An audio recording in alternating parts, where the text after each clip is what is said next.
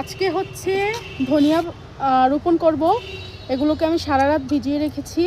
তো এগুলো হচ্ছে হাইব্রিড ধনিয়া, এগুলোকে রোপণ করব। তো রোপণ করার আগে এখানে আমি একটু মাটিটাকে ঝুরঝুরো করে নিচ্ছি।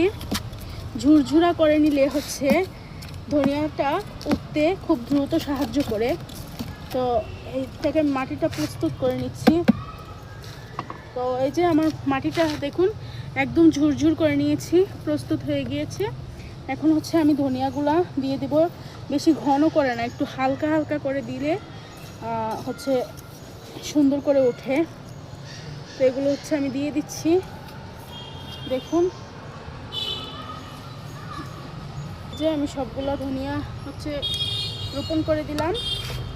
তো দেখা যাক কি হয়।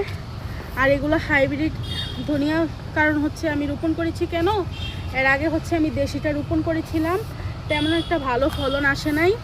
আর এই হাইব্রিডটা হচ্ছে আমি রোপণ করেছি, ওইটার ফলনটা ভালো এসেছে। সে কারণে আমি এটাই চাষ করব এখন থেকে। দেশিটা আসলে হতে চায় না, অনেক সময় নেয়। আর সময় নিলেও একদম ভালোভাবে হয় না, দেখা যায় অল্প কিছু হয়। তো দেখা যাক এগুলো কি হয়। আর আপনাদেরকে আমি দেখাইতেছি আগে যেগুলো আমি রোপণ করেছি কেমনভাবে উঠেছে।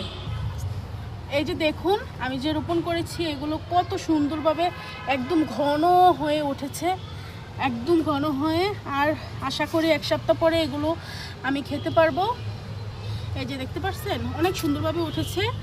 আর যেই দেশিগুলা আমি রোপণ করেছি ওইগুলো আপনাদেরকে দেখাচ্ছি।